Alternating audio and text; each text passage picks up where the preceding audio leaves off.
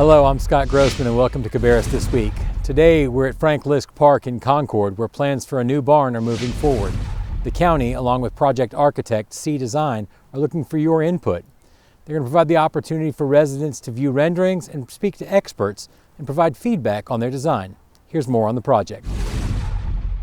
We're here to discuss the Frank Liske Park barn.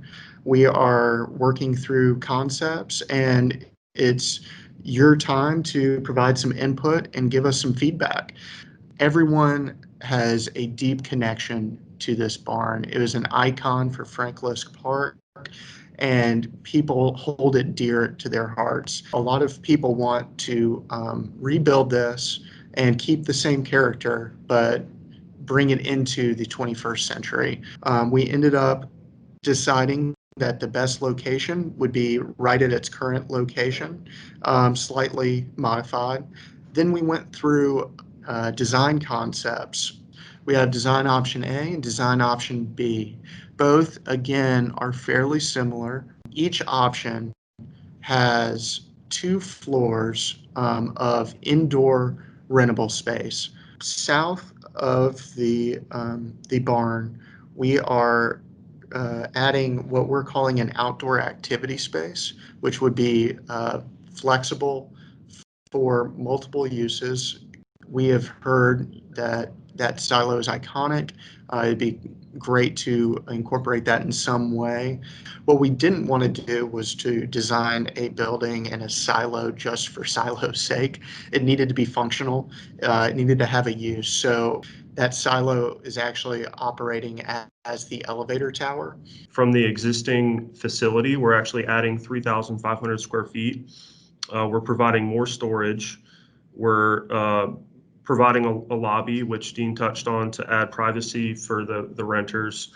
There'll be a kitchen on both floors and toilets on both floors. We'll be providing air conditioning on the first and second floor, and we'll provide fans in the exterior sheds, all those things being upgrades from the previous facility. You're choosing between 2 design options. Option A, which does not have a silo, that the elevator is moved on the interior.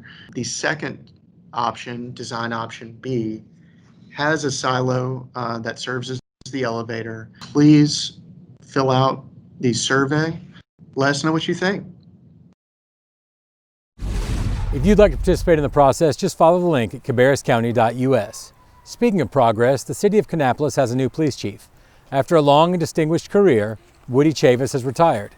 On an interim basis, Terry Spry was the chief and has now been hired full-time. We sat down with Chief Spry and discussed with him his directions for the department and what you can expect as he moves forward. My name is Terry Spry. I am the police chief of the Kannapolis Police Department. I've been on the force here in Kannapolis for 26 plus years. I'm a local resident. I've lived here in this community my entire life. I did not graduate from A.L. Brown. I graduated from the rival school just north, Southland High School. My wife is an A.L. Brown graduate. My son is an A.L. Brown graduate, and they both teach in the school system.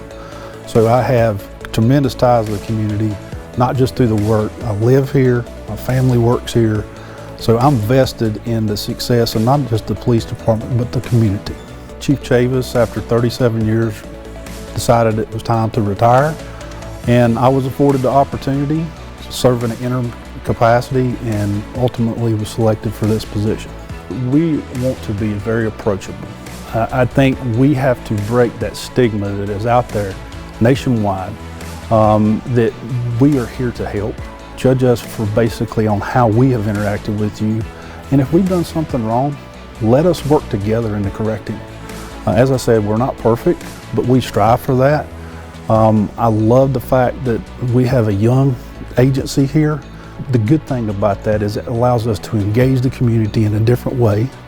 And also, I think it's an opportunity for us to engage our youth. The youth are our future, and we must be welcome to that, to get them to see us in a different light.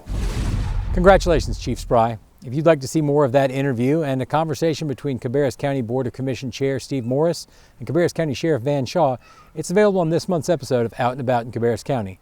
Just follow the links on our YouTube page. Lastly, we have some exciting news about a potential park in the northeast area of the county. the capital improvement plan is targeted property to acquire for a new park. Jonathan Marshall, Deputy County Manager, has more. This is a very unique piece of property. You begin to get into what are defined as the foothills of the Uwharrie Mountains. You start to see those ridge lines that are indicative of the Uwharrie Mountains. The Three Rivers Land Trust has already preserved some property that include these upland bogs, which are a plant and animal, unique plant and animal area that you find in the Uwharries. This site actually contains better examples that they feel than some of the properties they've already preserved. You get a lot of hardwoods on this land. There is some land on it under cultivation. The Conservation Fund, as well as Three Rivers and our own staff, feel like that those areas on the property that are being cultivated, that it would be best for that to continue.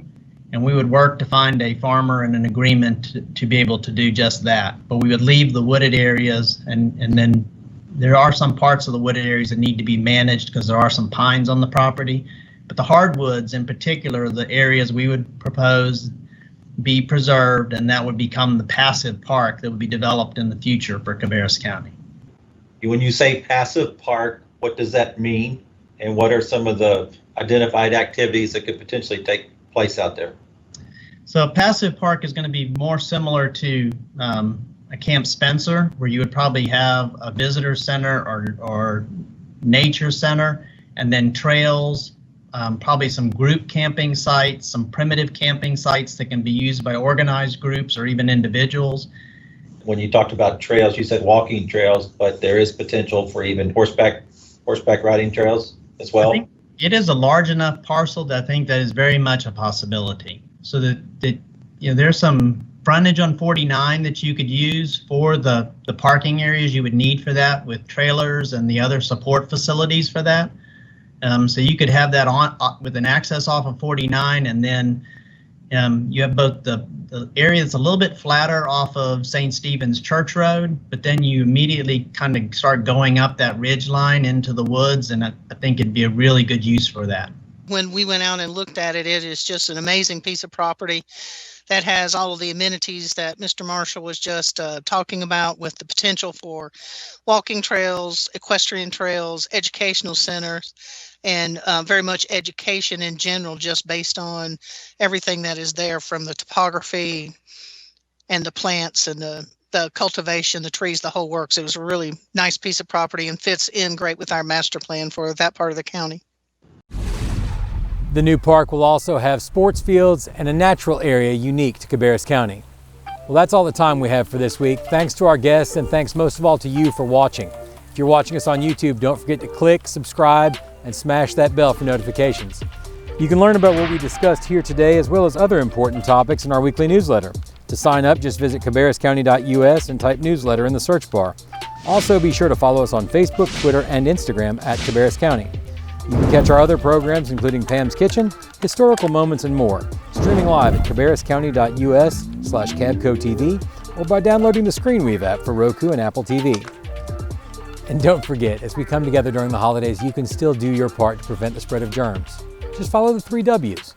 Wear a face mask, wait at least 6 feet apart, and wash your hands for at least 20 seconds with soap and warm water. You can do your part. Have a happy holiday.